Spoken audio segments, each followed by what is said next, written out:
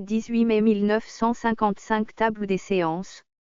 Nous allons essayer aujourd'hui de nous avancer un peu sur le terrain des rapports entre ce que je vous ai appelé l'insistance significative et la notion freudienne d'instinct de mort. Les questions que vous m'avez posées la dernière fois ne m'ont pas paru mal orientées. Elles portaient toutes sur des points très sensibles de ce qui est ce que nous essayons d'éclairer ici. Je pense qu'en cours de route vous reconnaîtrez en quoi la suite de notre chemin répond à un certain nombre de ces questions, du moins j'essaierai moi-même de ne pas oublier de vous le faire constater au passage. Vous l'avez bien vu, ce à quoi nous arrivons, le carrefour qui d'ailleurs nous porte en un point tout à fait radical de la position freudienne, je dirais même, vous allez voir pourquoi, que c'est un carrefour ce point où nous en sommes, où nous nous plaçons. Et je dirais que jusqu'à un certain point c'est un point où on peut presque dire n'importe quoi et où ce n'importe quoi, justement, n'est pas n'importe quoi, en ce sens que n'importe quoi qu'on dise ce sera toujours rigoureux à qui sait l'entendre. Le point en effet auquel nous arrivons n'est pas autre chose que celui-ci, de la notion de ce que c'est qu'une, il n'y a pas de mots, une anthropologie si vous voulez, ou qu'une cosmologie, aussi bien, du même coup, au point où nous en sommes. Ou n'importe quoi qui commence à se formuler et qui parte du désir. Or cela, c'est justement ce qu'on a tendance toujours à oublier, parce que ce soit là le centre de ce que Freud nous appelle à comprendre dans le phénomène de la maladie mentale, c'est quelque chose qui, à soi tout seul, est tellement subversif qu'on ne songe qu'à s'en écarter. Entendons bien ce au milieu de quoi vous êtes établi, pour une très simple raison, c'est que vous avez les notions théoriques qui vous guident quand vous essayez de penser cette expérience, et bien entendu vous retrouvez là la nécessité de toute théorie qui s'inscrivent dans certains cadres nécessaires de la conceptualisation et des formules où elles se déroulent. Donc, une notion s'est établie, qui a pris le premier plan au niveau théorique, qui est celle de la libido. Cette libido est la façon de pouvoir parler du désir en des termes qui comportent une certaine séquence, qui comportent également objectivation relative. Ce n'est pas dire, bien entendu pour autant que ce soit là ce dans quoi votre action vous déplace. Il est nécessaire que vous aboutissiez à la notion d'objet et de leur être, de leur articulation, de leur arrangement, de quelque chose qui est. Mais si tout était si bien arrangé et ce suivant si bien, je ne vois pas comment votre intervention pourrait s'établir au niveau où elle s'établit, c'est-à-dire par la seule intervention de la parole. Je vais essayer de vous faire sentir cela. Partons de la libido. La libido c'est, si vous voulez, l'unité de mesure quantitative. Jusqu'à un certain point, bien entendu. Cette quantité vous ne savez pas la mesurer. Mais vous supposez toujours qu'elle est là et que c'est à ces variations, à ce quelque chose qui se trouve d'unifié par cette notion quantitative, que vous pouvez donner une cohésion à la succession des effets qualitatifs. Ces effets qualitatifs, en effet, entendons bien ce que ça veut dire, cela veut dire qu'il y a des états, des changements d'état et que, pour expliquer leur succession, leur transformation, c'est en somme à la notion d'un seuil que vous recourez toujours plus ou moins implicitement, d'un seuil et du même coup d'un niveau. Et du même coup d'une de notion de constance, qui explique que les effets peuvent être changés, que quelque chose peut s'établir qui apparaît comme du nouveau. Pour autant que cette unité quantitative, restée indifférenciée dans la notion même, dans la façon dont vous l'employez, dont vous la promouvez, c'est trouver ne pas pouvoir dans un état se décharger, s'épandre, trouver son expansion normale, son équilibre, son économie, son cycle fermé, sans qu'il se produise un phénomène de dépassement, de débordement. À partir de quoi se manifestent d'autres états qui reposent par quelque chose de supposé, qui est toujours cette X. Force ou énergie, mais de toute façon quantité susceptible d'entrer dans une relation d'équivalence. Il s'agit toujours des transformations, des régressions, des fixations, des sublimations de la libido, terme unique. Je vous le répète, que nous ne pouvons concevoir autrement que sous une forme quantitative et qui s'appelle la libido. Cette notion, avant d'être employée à cet usage, c'est-à-dire pour unifier en quelque sorte le champ, c'est une forme d'unification du champ des effets psychanalytiques. Cette notion de la libido est sortie peu à peu de l'expérience freudienne. Des points sur lesquels au départ cette expérience a mis l'accent. Donc à l'origine elle ne comporte pas cet emploi, de revenir de ce dont elle sort dans l'expérience. Mais pour arriver à cet usage élaboré que j'évoque, qui est celui que vous faites maintenant communément, de la façon la plus légitime, cette libido. Terme unique qui unifie le champ des différentes structures des phases de la sexualité, orale, anale, génitale, par exemple. Telle est en effet la première forme sous laquelle la théorie de la libido a été mise en jeu. Ceci se base sur les 3 essais sur la théorie de la sexualité, qui, comme vous le savez, se situe en 1905. Mais n'oubliez pas que cette théorie unitaire du champ de la libido n'apparaît, elle, que beaucoup plus tardivement. 209. Autrement dit, que la partie des 3 essais sur la théorie de la sexualité qui s'y rapporte est de 1915, c'est-à-dire à peu près à la même époque où déjà cette théorie du champ se complique extrêmement, puisque l'intervention des investissements narcissiques y introduisait déjà une dimension beaucoup plus complexe. D'où est sortie cette notion de la libido. Il convient maintenant de faire quelques rappels. Il est bien clair que si son usage conceptuel, noétique, n'est et ne peut être que dans la ligne traditionnelle de toute théorie, c'est-à-dire de quelque chose qui est entièrement projeté, vu, qui est un monde qui en lui-même, c'est là le but, le terminus ad quem de la physique classique. Tend à aboutir, c'est là l'idéal d'une physique que nous appellerons einsteinienne, à la notion d'un champ complètement unitaire. Nous n'en sommes, bien entendu, pas là de pouvoir reporter notre pauvre petit champ à ce champ physique universel. Mais il a le même idéal. Les choses sont ce qu'elles sont. Elles s'articulent d'une façon déterminée les unes avec les autres.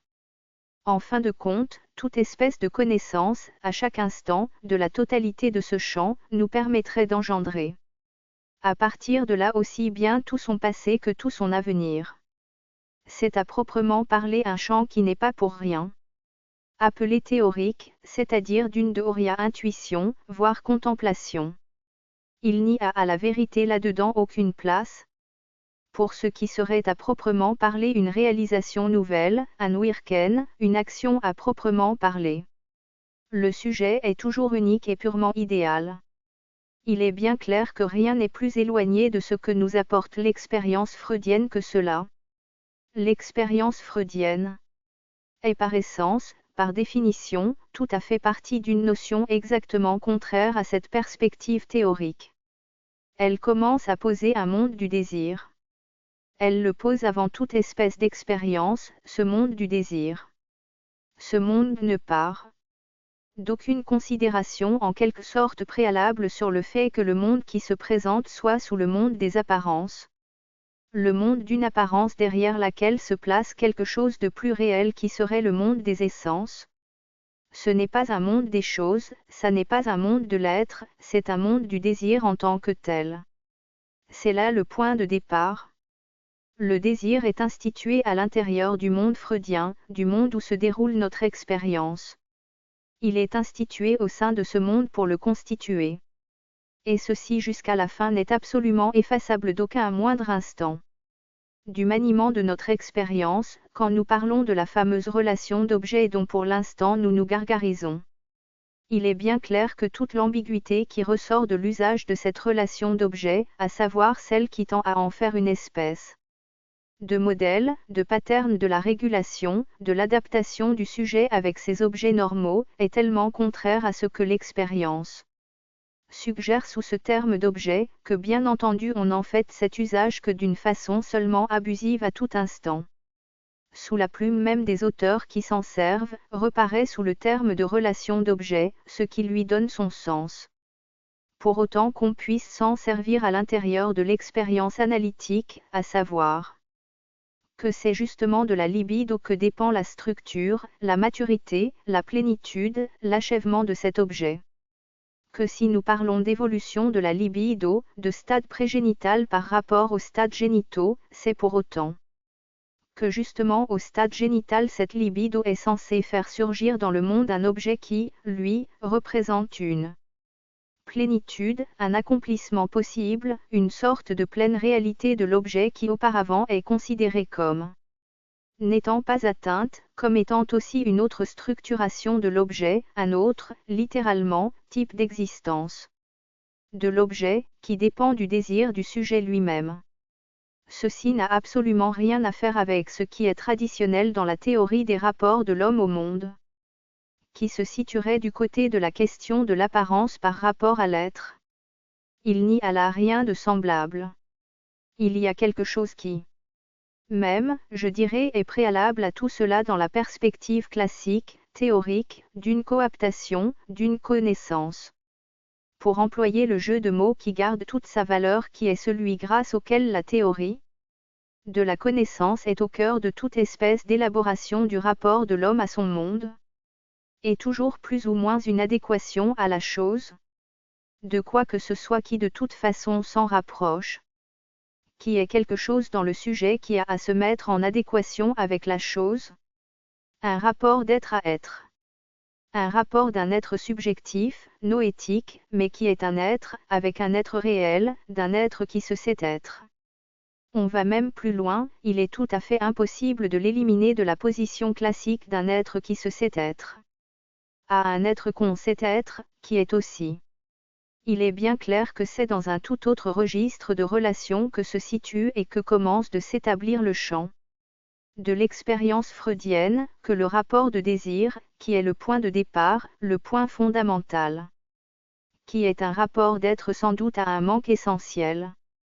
À un manque d'être à proprement parler.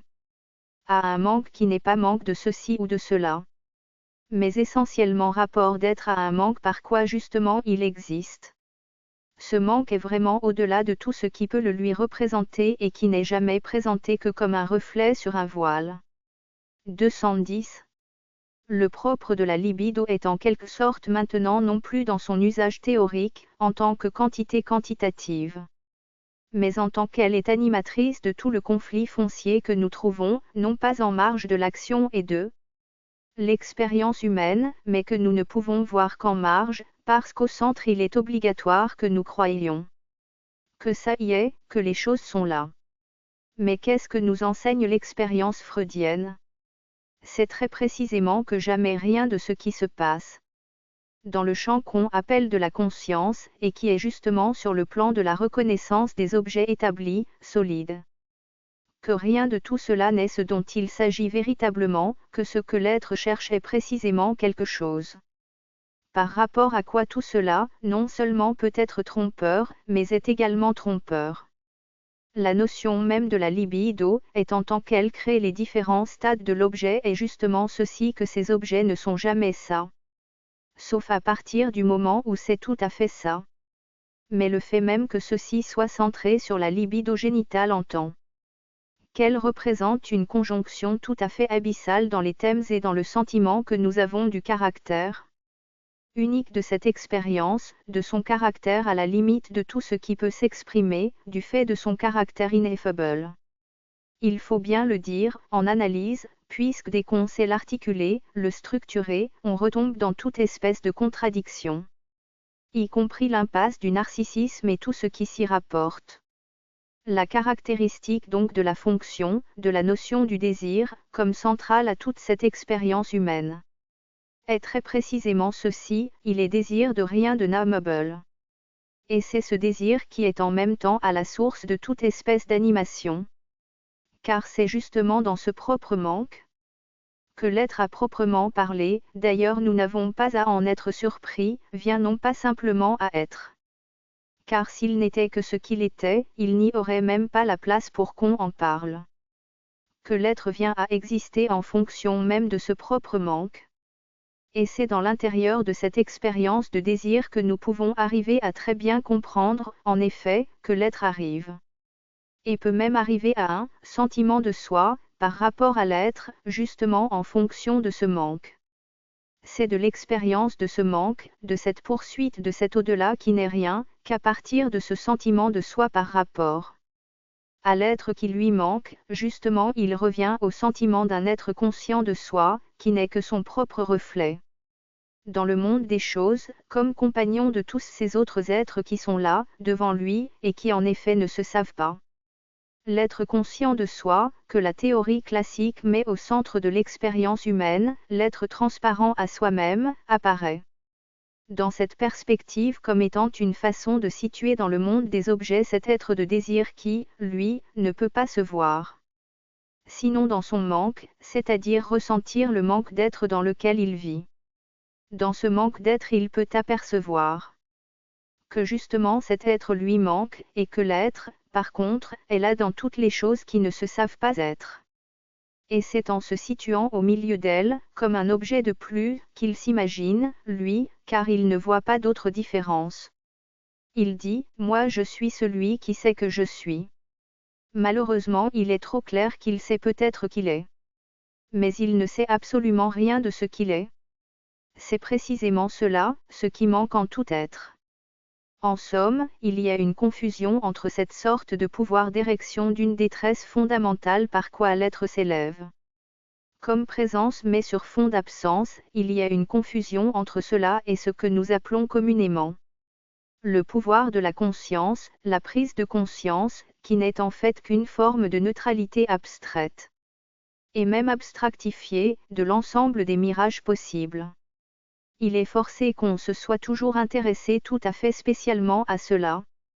Il n'en reste pas moins que ce vers quoi l'expérience freudienne nous porte, comme étant ce quelque chose au milieu de quoi s'établit vraiment un monde d'interrelation entre les êtres humains, est quelque chose qui se situe en deçà du champ de la conscience, et c'est bien pour cela qu'on l'appelle l'inconscient, et qu'à ce niveau-là il s'agit du désir en tant que structuration primitive de ce monde humain. Il est tout à fait clair que la notion fondamentale, le pas décisif, la révolution copernicienne, c'est en fin de compte. Vous le voyez bien, un mauvais terme, une métaphore grossière, car il est bien entendu que Copernic a fait une révolution, mais justement dans ce monde des choses qui sont et qui sont déterminées, et parfaitement déterminables. Mais c'est une révolution, je dirais en sens contraire, parce qu'en fin de compte, le monde d'avant Copernic était justement structuré comme il était, parce que beaucoup de l'homme y était à l'avance. On ne l'a jamais complètement décanté. Mais assez bien avec la révolution copernicienne. 211.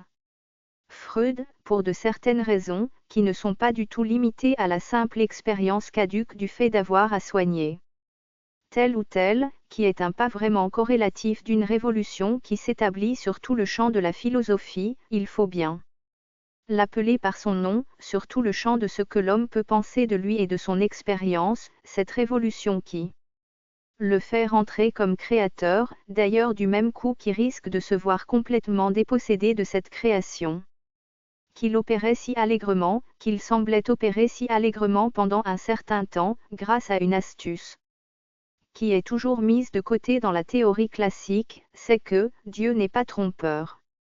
Ceci est tellement essentiel que M. Einstein, dont on parle beaucoup, y revenait quand même. Il disait: le Seigneur, le Tout-Puissant est certainement un petit rusé, mais il n'est pas malhonnête. Le fait qu'Einstein y revenait n'était pas simplement pour faire plaisir aux journalistes, d'ailleurs ce n'était pas simplement aux journalistes qu'il disait cela, il l'écrivait et c'était essentiel à sa position, son organisation du monde que Dieu ne fût pas trompeur. Il restait au même point que Descartes. Si on est dans une certaine perspective, il faut partir de l'idée que Dieu n'est pas trompeur. Or ça, précisément, nous n'en savons rien. Le point décisif de l'expérience freudienne pourrait se résumer en ceci. Rappelons-nous que la conscience n'est pas universelle. Freud l'a fort bien écrit dans le « Malaise dans la civilisation ». Cela ne consiste jamais qu'à opérer sur les organes qui sont censés la représenter socialement, les journaux, par exemple, c'est-à-dire toute autre chose que cette sorte de pouvoir supposé, diffus, cette sorte de superdécantation du monde, où resterait impliquée je ne sais quelle force, précisément.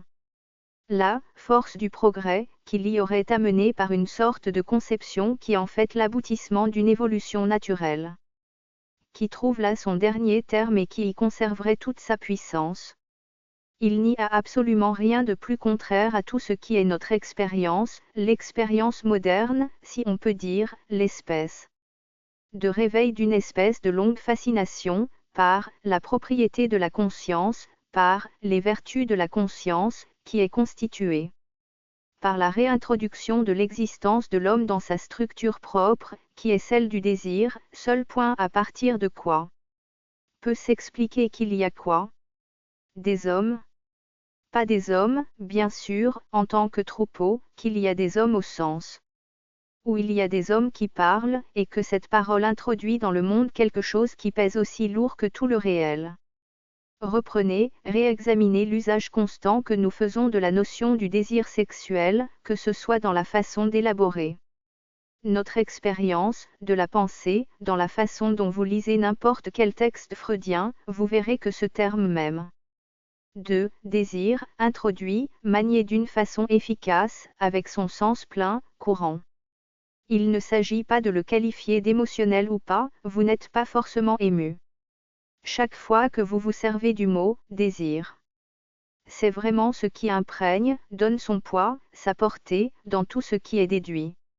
Dans la façon dont nous énonçons notre expérience, nous supposons que ce désir n'est pas simplement quelque chose que nous définissons abstraitement comme défini par un cycle de comportement, une sorte d'X, de la façon épurée dont nous avons fini par nous servir du mot « force » en physique, c'est ce quelque chose qui est supposé être dessous l'accomplissement d'un certain cycle qui y trouve sa fin et sa terminaison.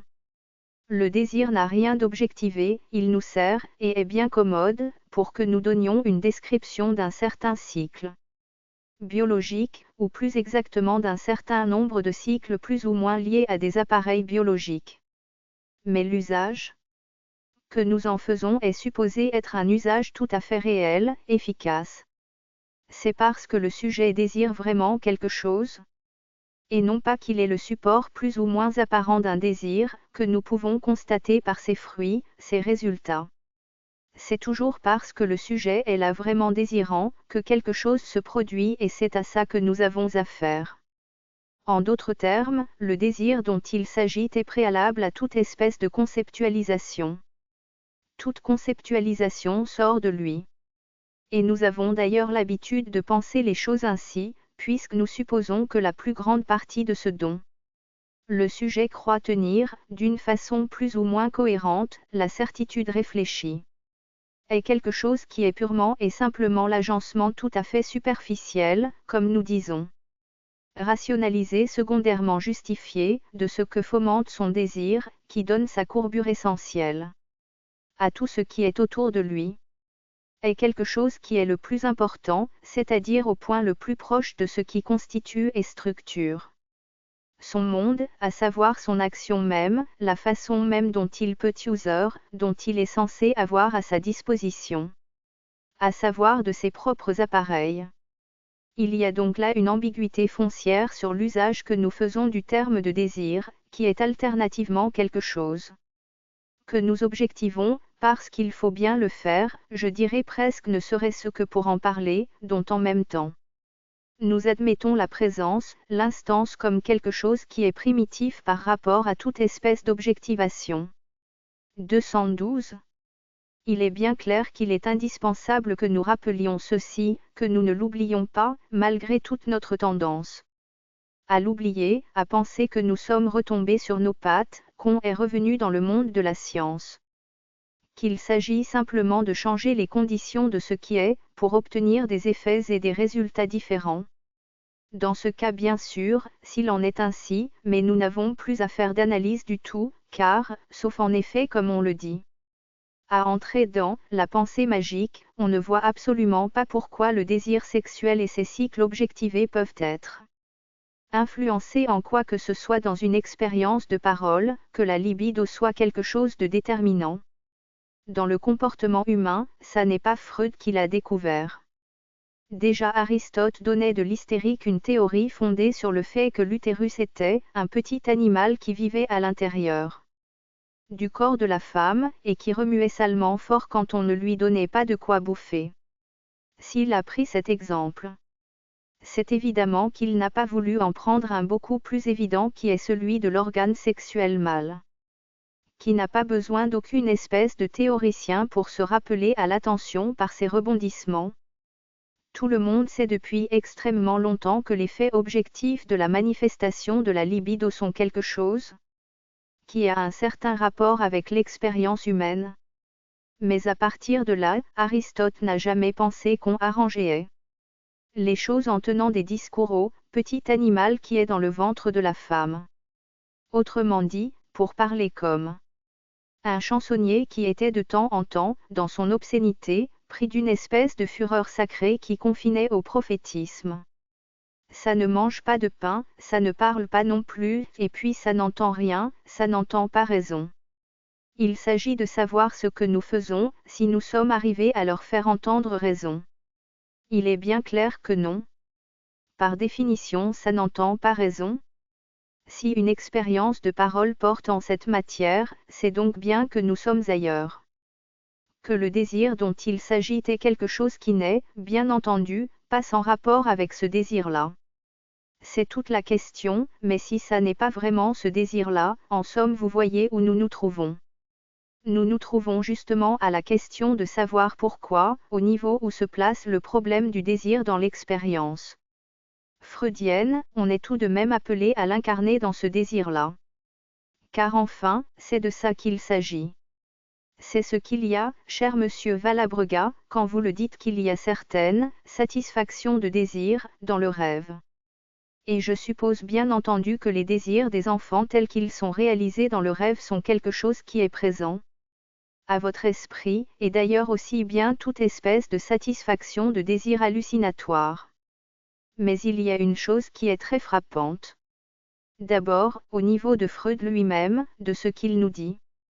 Il nous dit. C'est entendu, le désir est beaucoup moins élaboré, on voit bien qu'il s'agit du désir chez l'enfant, parce que là il n'y a pas d'élaboration. Il exprime crûment qu'il avait envie d'avoir des cerises dans la journée et le soir il rêve de cerises. Il n'en est pas moins étonnant, alors, de voir que M. Freud n'en souligne pas moins que même à cette étape infantile. Le désir manifesté, qu'il soit sous le rêve ou sous le symptôme, sera un désir sexuel. Cela est absolument essentiel, il n'en démordra jamais.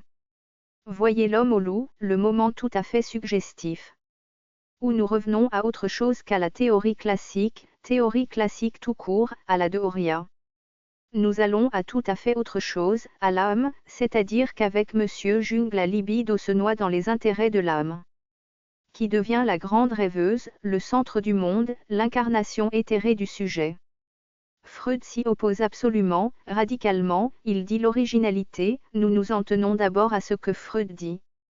Il ne démord pas de ce qu'il dit, et n'en démordra pas à un moment qui est extraordinairement scabreux pour lui, où il est tenté de subir la réduction jungienne, puisqu'il s'aperçoit à ce moment-là qu'après tout, toute la perspective du passé, du sujet, ça n'est peut-être bien que des fantasmes. La porte est ouverte à passer du désir en tant qu'orienté, captivé par des mirages, à la notion de mirage universel. Ce n'est pas non plus la même chose. Cette préservation par Freud du terme désir sexuel, chaque fois qu'il s'agit du désir, prend toute sa signification justement. Des cas où il apparaît bien, par exemple, comme l'enfant rêvant des cerises, qu'il s'agit d'autre chose. D'hallucination des besoins, chose qui paraît toute naturelle, pourquoi les besoins ne seraient-ils pas hallucinés ? On le croit d'autant plus facilement qu'il y a en effet une espèce de mirage du second degré, dit « mirage du mirage ». Puisque nous avons l'expérience du mirage, c'est tout naturel qu'il soit là. Mais à partir du moment où on réfléchit, il faut s'étonner du fait, d'abord de ce qu'on voit, et puis se demander pourquoi. Il y a des mirages, il faut s'étonner de l'existence des mirages, et pas seulement de ce qu'ils nous montrent. D'autre part, laissons Freud de côté et les raisons pour lesquelles il s'acharne à maintenir que le désir dont il s'agit, en tant qu'il est créateur de toute une partie du champ de l'expérience humaine, est le désir sexuel comme tel, comment il le maintient envers et contre toutes les apparences raisonnables. Ce serait si bien, on s'entendrait si bien si vous reveniez à la notion qu'après tout il s'agit des intérêts, en général, ouvrez la porte. Ce désir sexuel, vous y tenez donc tant. 213. À Jean-Paul Valabrega. Attendez un peu Valabrega. Il y a d'autre part l'expérience, à laquelle d'ailleurs on ne s'arrête pas, que ce soit l'hallucination du rêve de l'enfant ou l'hallucination de l'affamé, on ne remarque pas un menu détail, c'est que quand l'enfant a désiré des fraises dans la journée, il ne rêve pas seulement de fraises, quoi qu'on en dise. Et pour citer la petite Anna Freud, puisque c'est d'elle qu'il s'agit, si mon souvenir est bon, dans son langage enfantin, où manquent certaines consonnes, elle rêve aussi de flan ou de gâteau, enfin toute une série de choses, exactement comme le personnage qui meurt d'inanition ne rêve pas du tout du crouton de pain, ni du verre d'eau qui lui apporterait la satisfaction, il rêve de repas pentagruéliques. Octave Manoni, ça n'est pas le même rêve, celui des cerises, et celui du gâteau. Lacan. Précisément, le désir dont il s'agit, même le désir qu'on dit n'être pas élaboré sous une forme qui précisément montre le caractère déjà au-delà de ce qui est la coaptation du besoin, qui est exactement corrélatif, dimensionnel, par rapport à la manifestation du désir, celle dont il s'agit au centre, au cœur de l'expérience freudienne. Ce désir, de toute façon, est un désir très problématique, même le plus simple des désirs. Octave Manoni, le désir n'est pas le même, puisqu'elle raconte son rêve. Lacan. Je sais bien que vous entendez admirablement ce que je dis. Laissez-moi rester au niveau de simple évidence auquel je me maintiens, parce que bien entendu, vous savez bien qu'en fin de compte il ne s'agit que de ça. Mais cela n'étant pas évident pour tout le monde, j'essaie de porter l'évidence là où elle peut atteindre le plus de gens possible. En fin de compte, au niveau dont il s'agit bel et bien de ce niveau existentiel où nous ne pouvons parler adéquatement de la libido, si nous voulons en parler comme de quelque chose, que d'une façon mythique. En fin de compte, la libido dont il s'agit c'est la aenedum genitrix hominum divamque volupta. 55. C'est de cela qu'il s'agit avec Freud. C'est la rentrée de ce quelque chose qui est la même chose que ce qu'on a exprimé à un moment donné au niveau des dieux et cela suppose tout de même quelques précautions avant d'en faire un signe algébrique. Par exemple, ça n'est pas forcément équivalent. C'est extrêmement utile, les signes algébriques, mais à condition de lui restituer ses dimensions. C'est ce que j'essaie de faire quand je vous parle de machine. Pendant longtemps, on a dit Deus ex machina, et bien quand je vous parle de machine, c'est parce que j'essaie de la tirer ex dehors. Mais c'est toujours de la même chose qu'il s'agit. Et c'est là que nous sommes, avec l'expérience freudienne. Ceci nous met au cœur de notre problème. Quand Freud nous parle d'un au-delà du principe du plaisir, c'est à quel moment? Au moment où les analystes se sont engagés dans la voie de ce que Freud leur a enseigné et que du même coup, ils croient savoir, puisque Freud leur dit que le désir c'est le désir sexuel. Ils le croient. C'est justement leur tort. Car ils ne comprennent pas ce que ça veut dire, à savoir que tout le problème est là. Pourquoi le désir, en fin de compte, est-il la plupart du temps autre chose que ce qu'il apparaît être? Est-il ce quelque chose que Freud appelle le désir sexuel? Non sans raison, mais cette raison en fait est voilée. Elle est tout aussi voilée que l'est, à celui qui subit le désir sexuel, c'est au-delà qu'il cherche, derrière une expérience qui est aussi soumise, à travers toute la nature, à tous les leurs qu'est cette expérience-là. S'il y a quelque chose qui, sur le point, pas seulement de l'expérience vécue, mais de l'expérience expérimentale, nous donne l'occasion de manifester dans le comportement animal l'efficacité du leurre, c'est l'expérience sexuelle. rien n'est plus facile que de tromper un animal sur les connotations qui font d'un objet quelconque, ou d'une apparence quelconque, ce quelque chose vers quoi il va s'avancer comme vers son partenaire. Toute la notion des déplacements des gestalten captivantes, des déclencheurs, des mécanismes de déclenchement innés, tout cela s'inscrit dans le registre de la parade et de la pariade. De même, nous nous trouvons là devant un phénomène analogue au niveau de la connaissance au moment même où Freud maintient que le désir sexuel est là au cœur du désir humain, tous ceux qui le suivent le croient, en font une science. Pensent que c'est tout simple, puisque c'est le désir sexuel, c'est une force constante. Il suffit d'écarter, quoi? Les obstacles. Si on écarte les obstacles, si ce n'est qu'un leurre de plus, ça doit marcher tout seul. Il suffit de leur dire. Vous ne vous apercevez pas, mais l'objet est là, c'est ça, en fin de compte qui se présente comme l'interprétation, au premier abord. 55. Aenedum genitrix, hominum divam volupta, alma venue. Lucrèce. Mère des Ennéades, plaisir des hommes et des dieux, Vénus nourricière. 214. Seulement, on voit que ça ne marche pas. À ce moment-là, c'est là le tournant, on dit que le sujet résiste. On dit qu'il résiste, pourquoi? Parce que Freud aussi l'a dit. Il a appelé ça, résister. Alors, on n'a pas compris ce qu'il a dit quand il a dit que c'était le désir sexuel. On n'a pas compris quand il a dit, résister. On pense qu'il faut pousser. Et c'est là qu'on entre dans un mécanisme. Ce n'est pas pour rien que j'emploie le terme insister, il n'est pas sans fondement, il est simplement le moment où l'analyste succombe lui-même tout à fait au leurre. Puisque je vous ai déjà assez montré ce que ça signifiait l'insistance, du côté du sujet souffrant, l'analyste s'est mis au même niveau, il insiste aussi à sa manière, de façon évidemment beaucoup plus bête, puisque celle-là est consciente. Mais c'est bien à cela que les choses devaient arriver, une fois engagées dans une certaine voie.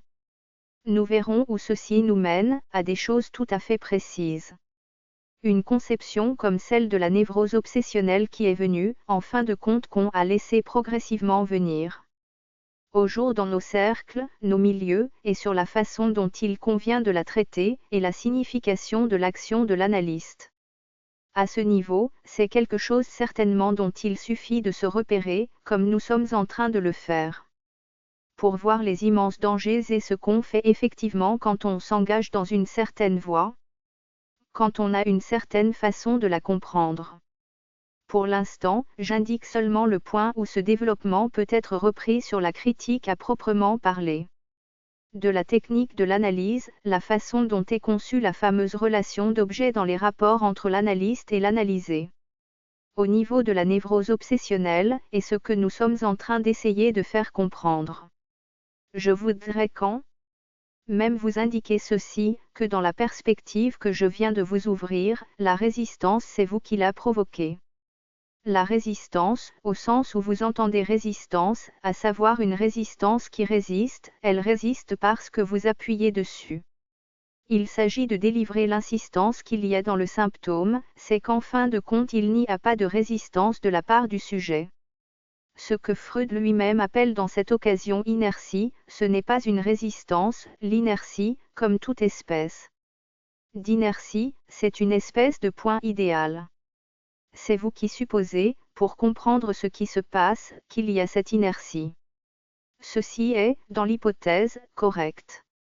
Si vous voulez comprendre correctement ce dont il s'agit dans le cas du sujet, quand il y a résistance, il faut bien que vous voyez que ça veut simplement dire qu'il y a un processus.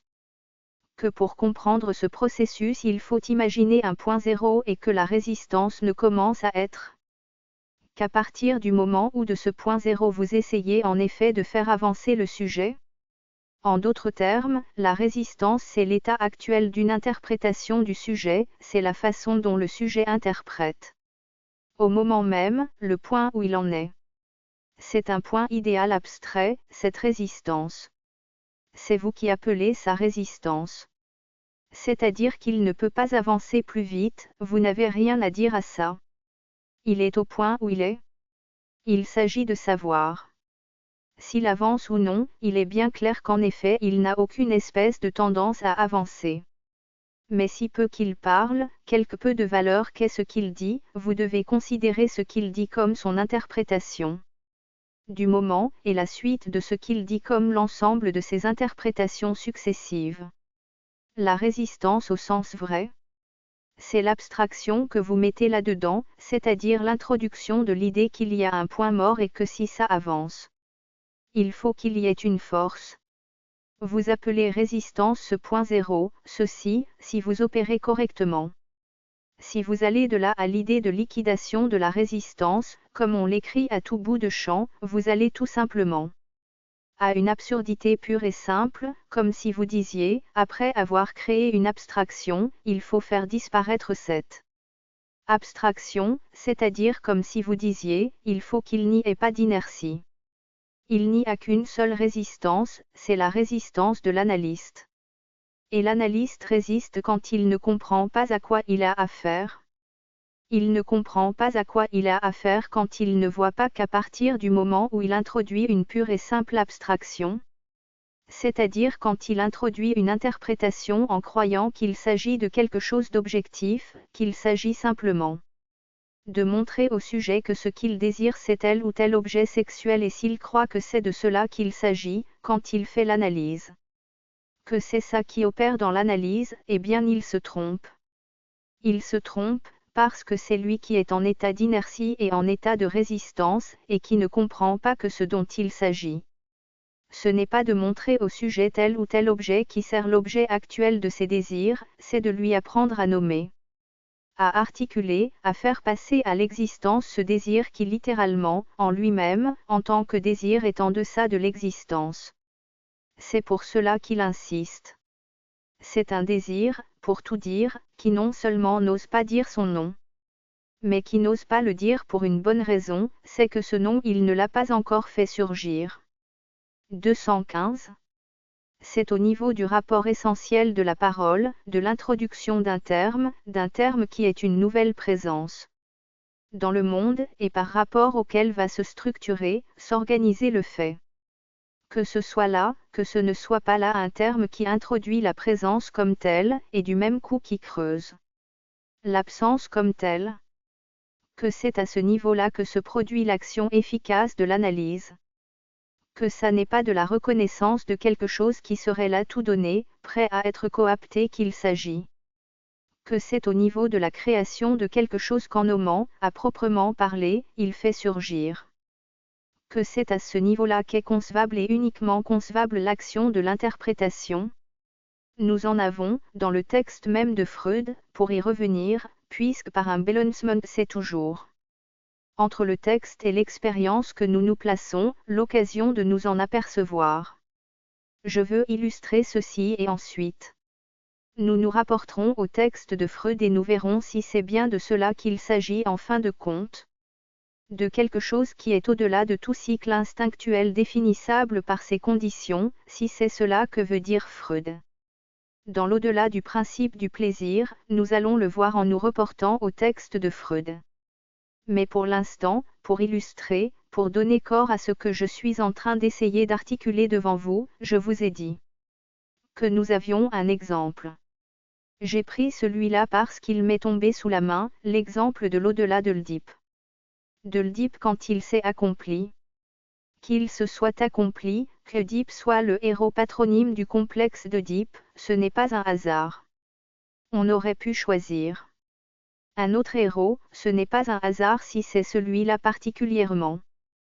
Tous les héros de la mythologie grecque ne sont pas sans rapport avec ce mythe central, ils l'incarnent sous d'autres faces, ils en montrent d'autres aspects. Il est à croire que ce n'est pas sans raison que Freud a été guidé vers celui-là. Mais ce qui importe pour l'instant à notre considération, c'est que Oedipe dans sa vie même, est tout entier ce mythe, qu'il n'est rien d'autre que le passage du mythe lui-même à l'existence. Qu'il ait existé ou pas nous importe peu, puisqu'il existe en chacun de nous sous une forme plus ou moins réfléchie, poussé dans tel ou tel de ses dédales, il est là partout. Il existe donc bien plus que s'il avait réellement existé. On peut dire une expression comme celle-là, réellement exister. Par contre, j'ai été surpris de voir écrit par un de nos collègues. À propos de la cure type, le terme de réalité psychique opposé au terme de réalité vraie. Réalité psychique, je ne suis pas contre. Mais réalité vraie, je pense que je vous ai tout mis dans cet état de suggestion suffisante pour que ce terme vous paraisse. La contradiction dans les termes. Par contre, on peut dire qu'une chose existe, ou n'existe pas réellement. On voit du même coup à quel point ça a peu d'importance qu'elle existe réellement, elle peut parfaitement exister, au sens plein du terme même si elle n'existe pas réellement, puisque c'est justement la définition de l'existence, que toute existence a en soi quelque chose de tellement improbable qu'on est en effet dans l'interrogation perpétuelle sur sa réalité. Donc Oedipe existe et il a pleinement réalisé sa destinée. Il l'a réalisé jusqu'au terme qu'il n'est plus que quelque chose d'identique à cette espèce de foudroiement total, de déchirement, de lacération par lui-même, qu'il n'est absolument plus rien. Et c'est à ce moment-là, en effet, qu'il dit ce mot que je vous évoquais la dernière fois. Est-ce au moment où je ne suis rien, que je deviens un homme? C'est une phrase que j'ai arrachée de son contexte. Et il faut que je l'y remette pour vous éviter d'y prendre quelque illusion. À savoir, par exemple, que le terme d'homme dans cette occasion aurait une signification quelconque. Il n'en a strictement aucune dans la mesure même où Oedipe est parvenu à la pleine réalisation de cette parole, qui est là depuis toujours, qui était là dans les oracles qui désignaient déjà sa destinée, avant même qu'il soit né, puisque c'est avant qu'il soit né qu'on a dit à ses parents les choses qui faisaient qu'il devait être précipité vers son destin, c'est-à-dire exposé pendu par un pied, dès sa naissance. Et d'ailleurs c'est à partir de cet acte initial que tout est possible, c'est-à-dire qu'il réalise sa destinée. Tout est donc déjà, d'ores et déjà, parfaitement écrit. Et c'est dans la mesure où tout ce qui est écrit s'est réalisé jusqu'au bout, et jusqu'à y compris qu'Oedipe l'assure par son acte, non au moment des actes inconscients qu'il a fait, il dit lui-même. Moi, je ne suis pour rien, cette femme on me l'a donnée, le peuple de Thébéb, dans l'exultation et l'exaltation, m'a donné cette femme. Comme récompense de ce que je l'avais délivré du pire des maux, du sphinx. Quant à ce type, je ne savais pas qui c'était. Je lui ai cassé la gueule, il était vieux, il s'est cassé en deux, je n'y peux rien, j'ai tapé un peu fort, j'étais costaud au moment. Il accepte sa destinée, au moment où il se mutile, d'ailleurs, il accepte son destin au moment où il accepte d'être roi. À partir de ce moment il accepte d'être celui sur lequel est reporté tout le poids de la seule chose qui fait qu'il est roi. La seule chose qui fait qu'en effet il était homme, c'est la parole. 216. C'est comme roi qu'il peut attirer toujours les malédictions sur la cité. Il y a, à partir de là, un ordre des lieux, une loi. Des rétributions, des châtiments. À partir de ce moment, il est tout à fait naturel que ce soit sur Oedipe que ça retombe. Puisqu'il est le nœud central de la parole. Il s'agit de savoir s'il va l'accepter ou pas. Il l'accepte, puisqu'il se déchire, se mutile. Il l'accepte jusqu'au bout. Il pense qu'après tout il est innocent. Mais c'est quand il parle aux hommes, quand il s'agit simplement qu'on le laisse s'asseoir à Kaalone, dans l'enceinte sacrée des Euménides, qu'il a réalisé jusqu'au bout la parole. Et c'est à ce moment-là qu'il s'aperçoit qu'à Thèbes ça continue à jaser, c'est-à-dire qu'on dit aux gens de Thèbes. Attention, minute, là, vous avez été un peu fort, selon les lois d'un monde humain qui est bien toujours le même, qui est un monde fondamentalement nu, désespéré, et sans l'ombre de charité. C'est à partir de ce moment-là que vous vous êtes trompé. C'était très bien qu'Oedipe se châtie. Seulement, à partir de ce moment vous l'avez trouvé dégoûtant et l'avez mis à mort. Or, la destinée, la vie future de Thèbes dépend précisément de cette parole incarnée que vous n'avez pas su reconnaître alors qu'elle était là, avec ses effets humains d'annulation, de déchirement de l'homme. Et là vous l'avez exilée, chassée. Gare pour Thèbes si vous ne le ramenez que, sinon dans les limites du territoire, du moins juste à côté. Pour qu'il ne vous échappe pas. Car si la parole qui est son destin s'en va se promener, elle emporte aussi votre destin.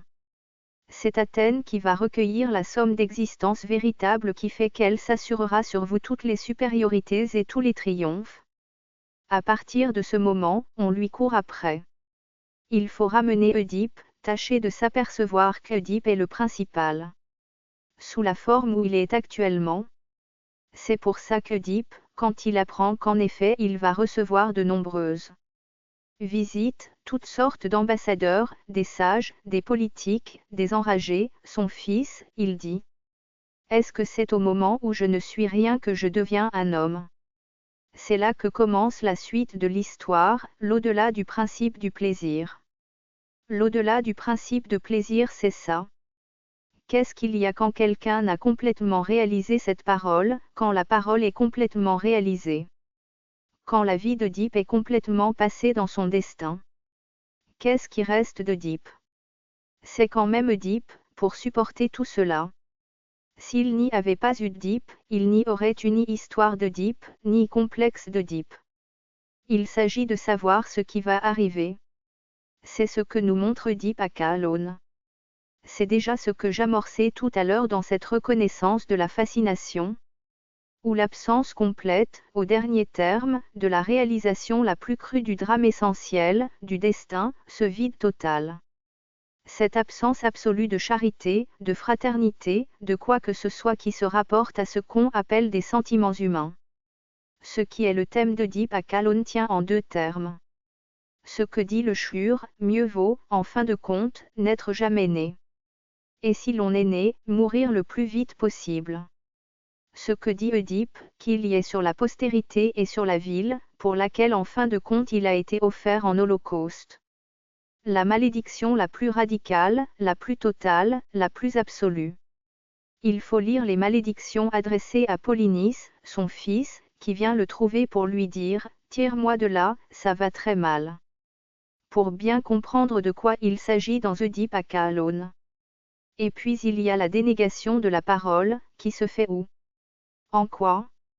À quel endroit? Dans une enceinte au bord de laquelle se passe tout le drame, qui est justement l'enceinte de l'endroit où il n'est pas permis de parler, là où sont les déesses. Vengeresses, les déesses qui ne pardonnant pas, celles qui rattrapant l'être humain à tous les tournants. Il y a un point central. Où le silence est de rigueur. On fait un peu sortir Oedipe de là, chaque fois qu'il s'agit de lui tirer 3 mots. Car s'il les dit là, ça va aller mal. Vous verrez ce que ça veut dire, ça va aller mal. Il est évident que le sacré a toujours des raisons d'être, il y a toujours un endroit où il faut que les paroles s'arrêtent. Pourquoi? Toute la question est là. Peut-être pour qu'elle subsiste dans cette enceinte. C'est là qu'il va entraîner. Celui auquel il va dire ce qui ne peut être révélé à personne, pas même à ses plus proches, pas même à ses fils, qui sont là. Et qui l'ont aidé à poursuivre sa vie misérable en raison de l'ordre des dieux, c'est cela qu'il va répéter à Thésée. Qu'est-ce qui se passe à ce moment-là? C'est la mort d'Oedipe. Elle se produit dans des conditions extrêmement particulières. Telles que celui qui a de loin accompagné du regard les 2 hommes qui vont vers le centre du lieu sacré se retourne. Après avoir fait quelques pas dans la direction, et à ce moment-là il ne voit plus qu'un des 2 hommes. Voilant sa face de son bras dans une attitude d'horreur sacrée.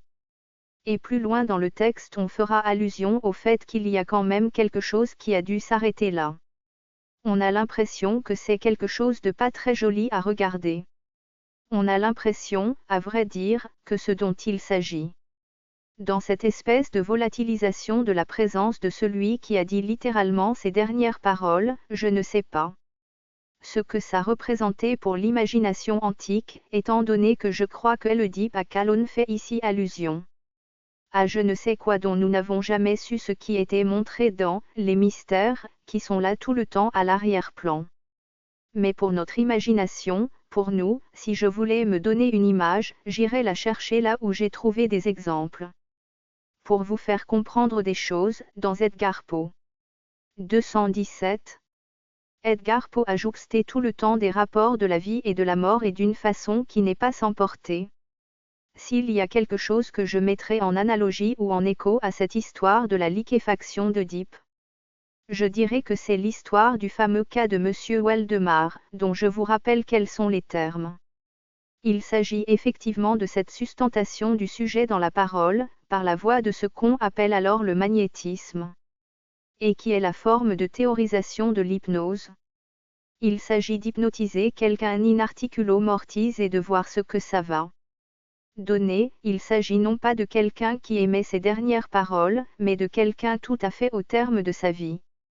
On en prend un bien pourri, dont on nous explique qu'il n'a plus qu'un tout petit bout de poumon d'un côté, et que partout ailleurs ça meurt. On lui a expliqué à l'avance que s'il voulait être un héros de l'humanité, il n'avait qu'à faire signe à l'hypnotiseur, que l'on verrait ce que ça donnerait si l'on prenait la chose.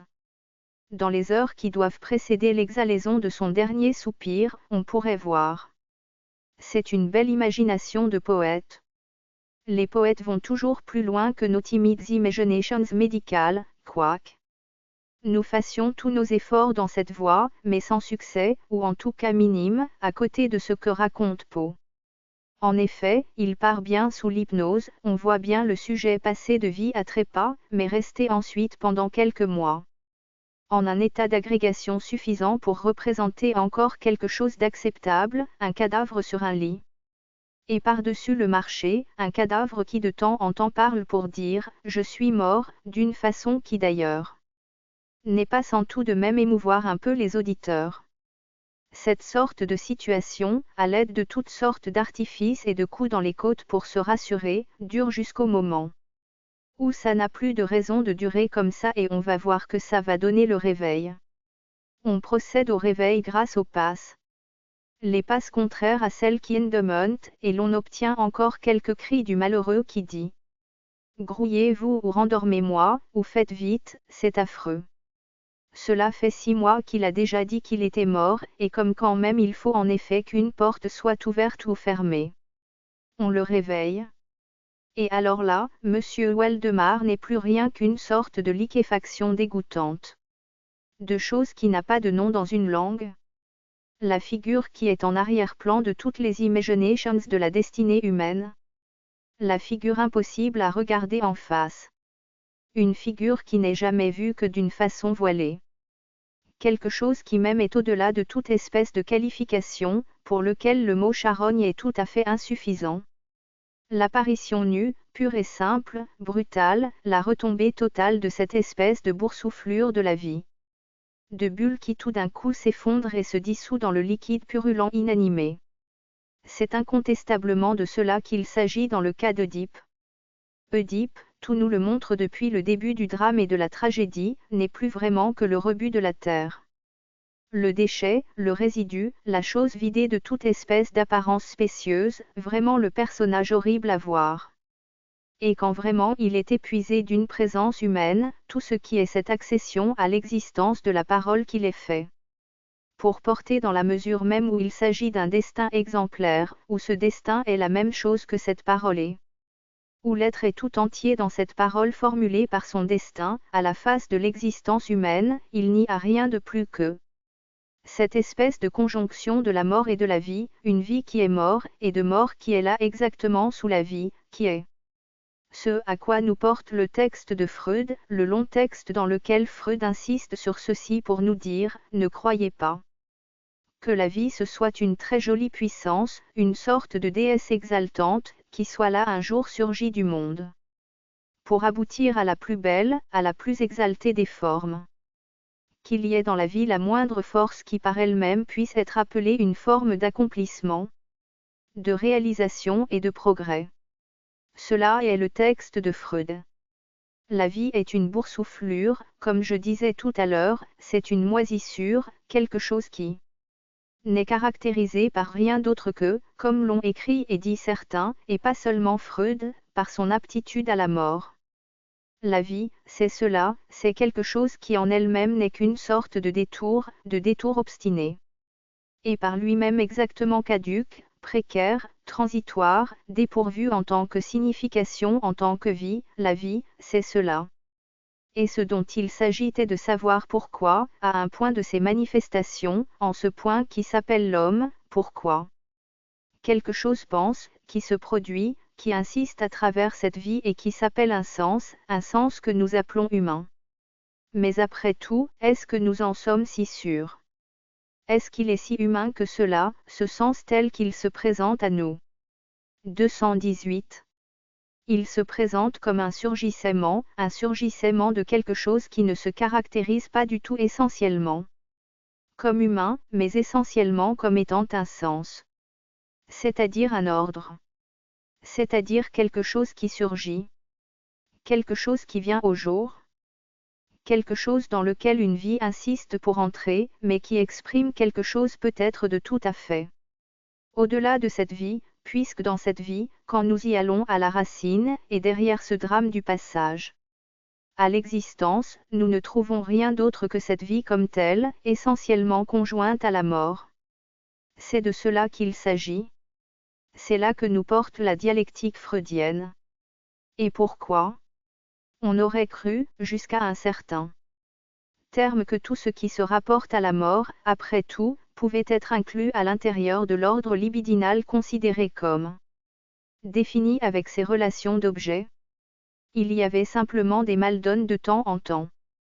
L'autre objet, comme chacun sait, qui est là devant nous, pour que nous lui cassions la tête, on se trompait, le sujet s'identifiait, comme on dit, à l'autre.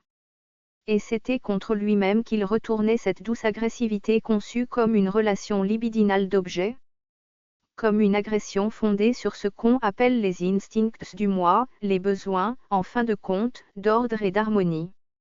Il faut bien qu'on mange. Quand le garde-manger est vide, on bouffe son semblable. C'est la théorie admissible. Jusqu'à un certain point de la théorie freudienne. Mais justement ce qui est important, c'est toute l'interagression.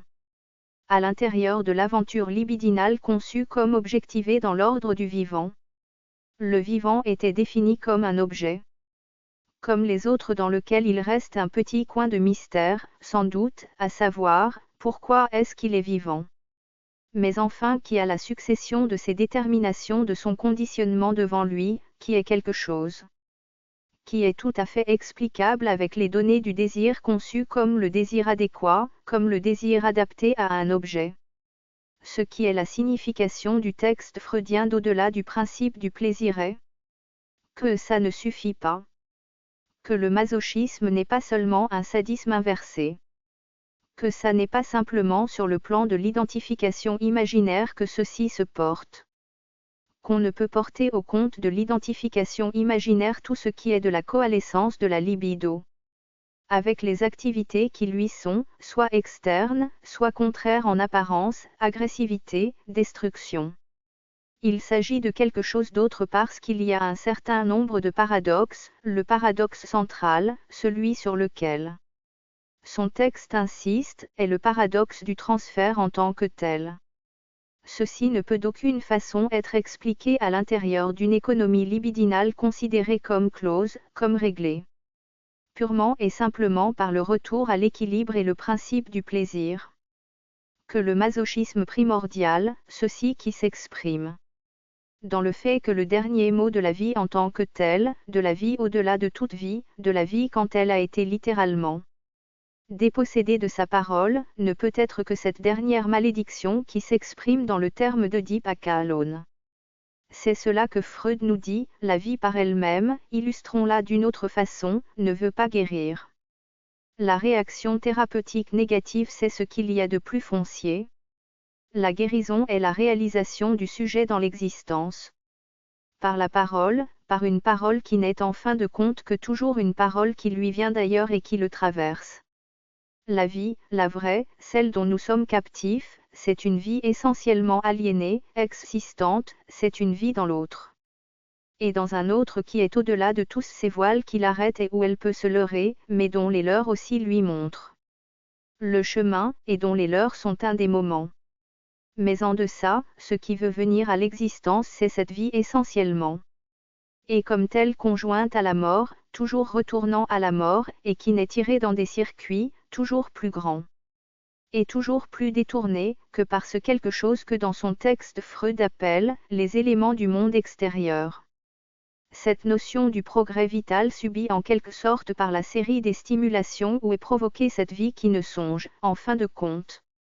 Je dis intentionnellement, qui ne songe, car en effet c'est bien là que nous sommes, au niveau subjectif qui est évoqué par ce rapport de la vie et de la mort, on conçoit ce que veut dire le désir de sommeil, dont vous parliez l'autre jour, Valabrega, qui est justement ce quelque chose par quoi la vie ne songe qu'à se reposer le plus possible. En attendant, c'est ce quelque chose qui, au début de l'existence du nourrisson, mange son temps par secteurs horaires qui lui laissent, de temps en temps, ouvrir un petit œil, il faut seulement qu'on le tire de là pour qu'il arrive à ce rythme, par où nous nous mettons en accord avec le monde. Le désir de sommeil, ce n'est pas pour rien qu'à ce niveau-là apparaît justement, peut apparaître le désir sans nom, c'est parce que c'est en effet un état intermédiaire. Cet assoupissement est quand même l'état vital le plus naturel. Cette vie donc, en fin de compte, ne songe qu'à mourir. Mourir, dormir, rêver peut-être, Hamlet, 3, 1, comme a dit un certain monsieur, au moment précisément où il s'agissait de ça. To be or not to be. Seulement, le « to be or not to be » est justement une histoire complètement verbale. Un très joli comique avait essayé de nous montrer comment Shakespeare avait trouvé ça en se grattant la tête, « to be or not » et il recommençait. « To be or not, to be » 219. C'est pourtant à ce moment-là que se profile, et c'est pour cela que c'est drôle, toute la dimension du langage. C'est au même niveau de surgissement que se place le phénomène du rêve et le phénomène du mot d'esprit. Et il n'y a pas besoin de se donner du mal pour le rejoindre car une phrase, qui n'est pas évidemment très drôle. Mais tout de même il est assez frappant de savoir que chez le plus grand dramaturge de l'Antiquité cela se profilait. Dans une cérémonie religieuse, mieux vaudrait n'être pas né. Mais fut né, Sophocle, Oedipe à Colonne. Vous voyez si on disait ça à la messe. Cela se disait à la messe. Ça produisait donc un certain effet. On s'attendait d'ailleurs à ce que ça fasse de l'effet. Il n'est pas difficile de revenir de là à ce dont je suis en train de parler. Les humoristes s'en sont tout de suite chargés. Mieux vaudrait en effet ne pas être né. Malheureusement répond l'autre, ceci arrive à peine une fois sur 100 000. Pourquoi est-ce de l'esprit ? D'abord, parce que ça joue sur les mots, l'élément technique indispensable, il faut qu'il s'agisse de mots. Mais il s'agit précisément aussi de ce quelque chose qui est à la jonction du moment où il n'y a pas de mots. Et du moment où ils apparaissent. Mieux vaudrait ne pas être né, bien sûr. Et après tout, en effet ça veut dire qu'il y a une unité qui est là impensable et dont il n'y a absolument rien à dire. Avant le passage à l'existence, là où en effet ça peut insister. Mais après tout on pourrait concevoir que ça n'insiste pas. Et que tout rentre dans le repos et le silence universel, même, dit M. Pascal, des astres. Là, il est évident que nous saisissons pourquoi l'esprit est l'esprit. L'esprit est l'esprit parce quelque chose qui est vraiment voisin de notre existence même, ce que nous projetons dans ces choses annulantes du rire. Pourquoi ? Parce que c'est bien vrai. Ça peut l'être au moment où on le dit, mieux vaudrait ne pas être né. Ce qui est ridicule est justement de le dire. Et ce qui est ridicule, ce qui fait rire, c'est que, avec toutes les précisions et nuances nécessaires, il y a à peine un cas sur 100 000. C'est que nous entrons dans l'ordre du calcul des probabilités, c'est-à-dire de ce qui ne nous aide pas. Car à partir du moment où on parle de ça, du moment où on est né, il faut au moins, c'est dans cette zone que se placent tous les phénomènes, que ce soit ceux du rêve, ceux aussi de la psychopathologie de la vie quotidienne, ceux aussi du mot d'esprit. Donc il est très important que vous lisiez le bouquin Le mot d'esprit et l'inconscient. Vous devriez pouvoir vous guider déjà. avec ce que je vous ai apporté, et vous apercevoir pourquoi, en fin de compte, ce que Freud cherche avec une espèce de rigueur dont on est stupéfait, quand on pense qu'en fin de compte, il ne le donne pas tout à fait, ce dernier mot. À savoir que tout ce qui est proprement de l'esprit est au niveau vacillant où la parole est là. Et on s'aperçoit que toute la question n'est pas autre chose que ceci, qu'elle est là, et que si elle n'était pas là, rien n'existerait. Prenez la plus idiote des histoires, l'histoire du monsieur qui dans une boulangerie prétend n'avoir rien à payer. Il a tendu la main et demandé un gâteau, il rend le gâteau et demande un verre de liqueur. Il le boit. On lui dit, payez le verre de liqueur. Il dit, j'ai donné un gâteau à la place. On lui dit, mais ce gâteau, vous ne l'avez pas payé, non plus. Mais je ne l'ai pas mangé non plus. C'est drôle parce que là, en effet, il y a l'échange. Mais comment est-ce qu'il a pu commencer l'échange? Il a fallu qu'à un moment il y ait quelque chose qui entre dans le cercle de l'échange. Il faut donc que l'échange soit déjà établi. C'est-à-dire qu'en fin de compte on en est toujours à payer le petit verre de liqueur avec un gâteau qu'on n'a pas payé. Parce qu'il a bien fallu que ça commence. Les histoires de marieurs, c'est drôle aussi pour ça. Toutes les histoires de marieurs, qui sont absolument sublimes. Celle que vous m'avez présentée, elle a une mère insupportable. Écoutez, ce n'est pas la mère que vous épousez, c'est la fille. Mais c'est qu'elle, elle n'est pas excessivement jolie, et plus toute jeune. Elle vous sera d'autant plus fidèle. Mais elle n'a pas beaucoup d'argent. Mais vous voulez qu'elle ait toutes les qualités. Et ainsi de suite. Qu'est-ce que ça veut dire? C'est autre chose. C'est évidemment l'idée que le personnage, le marieur. Ça va loin, celui qui conjointe sur un tout autre plan que celui de la réalité puisque ça n'a rien à faire avec la réalité. Le plus humain de l'engagement, de l'amour. C'est qu'en effet le marieur ne peut, par définition, jamais tomber sur des réalités grotesques. Le marieur, contrairement à Descartes, est certainement un trompeur payé pour ça. Je vous ferai remarquer que c'est pour cela que c'est de l'esprit. 220. C'est toujours à ce joint, à ce niveau d'apparition, d'émergence, de surgescence de la parole que se produit le phénomène de la conscience comme telle, la manifestation du désir en tant qu'il est désir, au moment de s'incarner dans une parole. Qui est désir, au moment où, de lui et à travers lui, surgit le symbolisme comme tel. Car le symbolisme comme tel. Ne l'oubliez pas, parce que là encore nous sommes toujours captivés par ce qui est donné dans notre expérience. L'expérience, le lieu où nous promenons notre petite lampe en essayant d'éclairer les choses. Bien entendu le symbolisme rejoint un certain nombre de signes naturels, de choses qui ont rapport avec ce par quoi l'être humain est captivé avec les leurs, en particulier d'un certain nombre d'objets fondamentaux. Bien entendu, il y a une amorce du symbolisme même dans la capture instinctuelle de l'animal par l'animal. Mais ce qui constitue le symbolisme ce n'est pas le symbole, c'est qu'on se serve de ce qui peut devenir symbole dans ce Merken. Symbolisant, c'est-à-dire précisément dans l'ordre, par lui, de faire exister ce qui n'existe pas, de marquer les 6 côtés d'un dé. D'un dé à jouer, avec ses symboles, et de faire rouler le dé. Et qu'à partir de ce dé qui roule, quelque chose de nouveau surgisse.